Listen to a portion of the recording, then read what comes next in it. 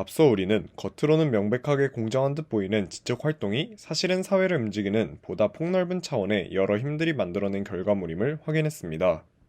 이 과정에 들어간 노력이 의사결정의 새로운 과학을 개발하기 위해서 랜드 연구소가 했던 것일 수도 있고, 이런 과학들을 채용하도록 비즈니스 스쿨들을 자극한 여러 재단의 보조금들에 따른 것일 수도 있으며, 혹은 다마와 권력 사이의 관계에 대한 1960년대의 급진적인 사상이 가져다준 충격에 따른 것일 수도 있지만, 어쨌거나 지적 활동의 혁신적 사고의 결과임을 분명하게 확인했습니다.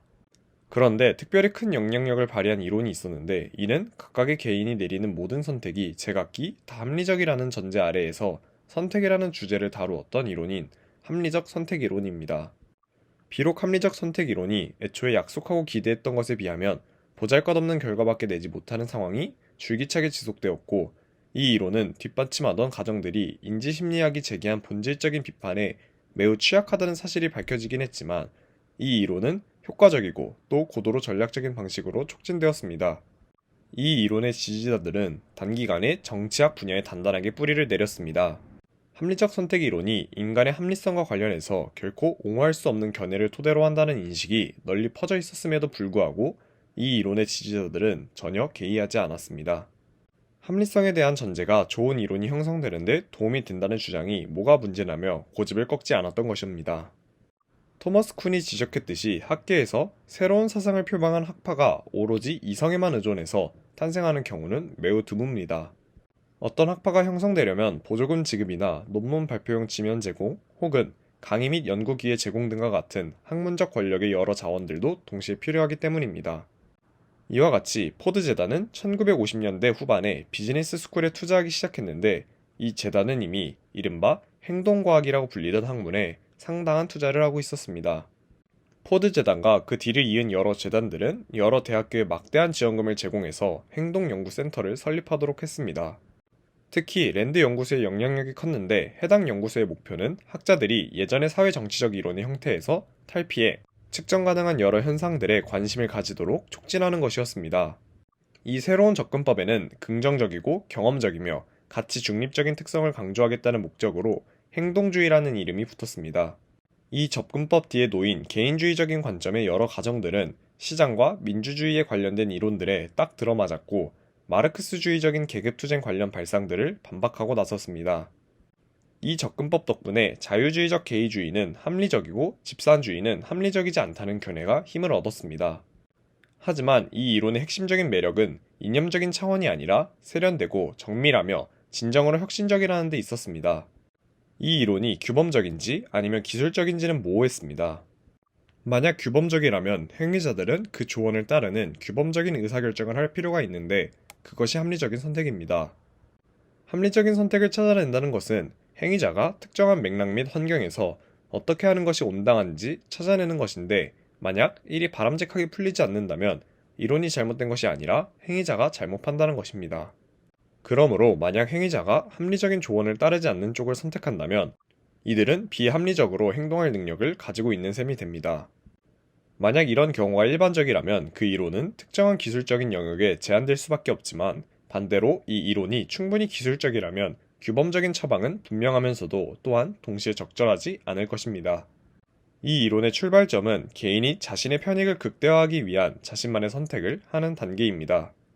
이 편익은 매우 기본적이며 그 양을 경제적 보상이나 권력 획득이라는 차원에서 측정할 수 있다고 생각하는 경향이 있음에도 불구하고 주관적으로 정의될 수 있습니다.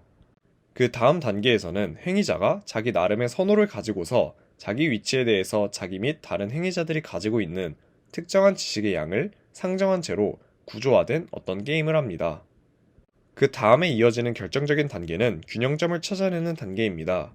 게임에 참가하는 모든 행위자들이 각자 자신의 편익을 극대화하는 전략을 채택했을 때, 모든 행위자들이 더는 위치를 바꾸고 싶은 마음이 생기지 않는 바로 그 지점이 균형점이 될 것입니다.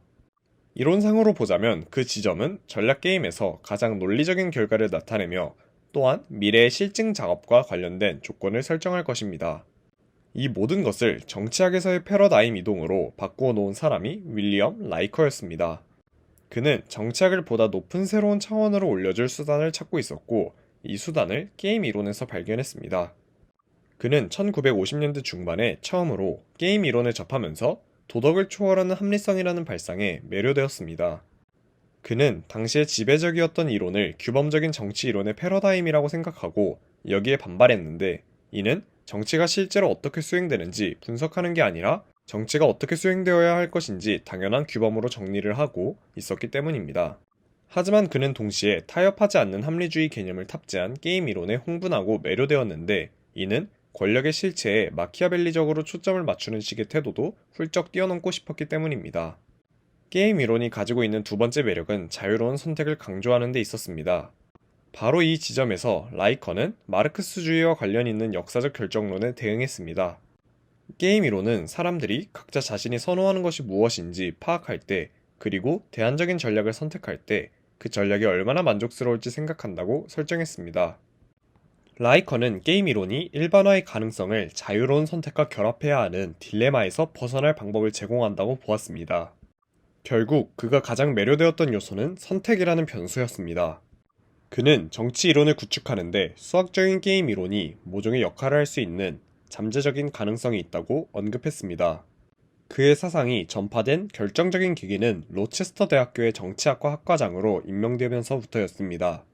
그는 거기에서 통계 분석을 할 수 있는 학생들과 자기가 설정한 전망에 동조하는 동료 교수들을 규합했습니다.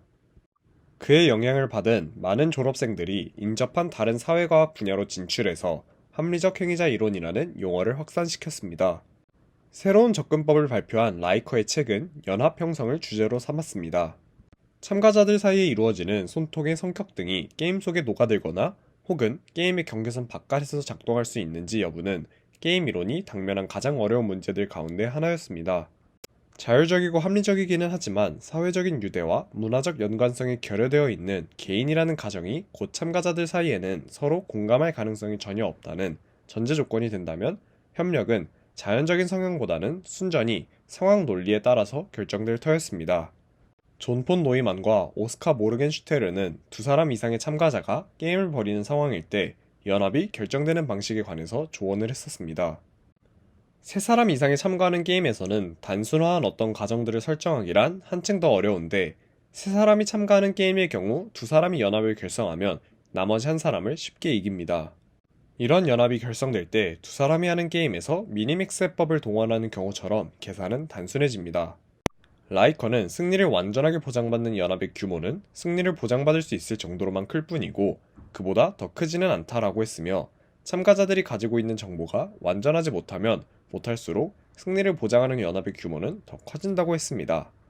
이러한 이론이 보다 폭넓은 상황 속에서 적용될 수 있을지 입증하려고 노력한 사람이 경제학자 맨큐 올슨입니다.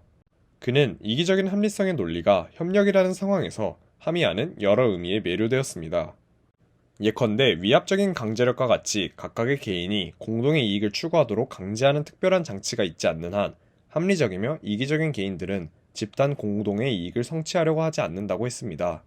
하지만 게임 이론이라고 해서 가장 이기적인 행동 이외의 것에 대해서는 언제나 대처하지 못하는 게 아니었습니다. 사회적 행동의 발전을 게임 이론적인 차원에서 이해하는 한 가지 방식은 반복되는 게임을 통하는 것인데, 로버트 악셀로드의 협력의 진화가 이 방식을 가장 강력하게 주장했습니다. 그는 컴퓨터를 이용해서 소프트웨어 프로그램들이 토너먼트 게임을 실행하는 방식으로 게임 이론을 실험할 수 있을 것이라 판단해 죄수의 딜레마 게임에서 가장 좋은 성적을 낼 수 있는 컴퓨터 프로그램을 공모했습니다. 여기서 우승을 차지한 프로그램은 상대방이 마지막으로 한 행동을 그대로 반복하는 tit-for-tat이었습니다. 상대방이 도발을 하면 역시 도발로서 응징하고, 상대방이 협력하면 역시 협력으로 보답하는 대응 방식이었습니다. 이 실험 결과는 냉전에서도 협력이라는 전략이 유망한 선택이 될 수 있음을 주장했고, 인간의 선행이 도덕을 초월하는 합리성을 이길 수 있는 방식에 대한 주장에 의존하지 않아도 되었으니 한결 유리한 점을 가지고 있었습니다. 이상으로 3조 36장 합리적 선택의 한계 발표를 마치도록 하겠습니다. 감사합니다.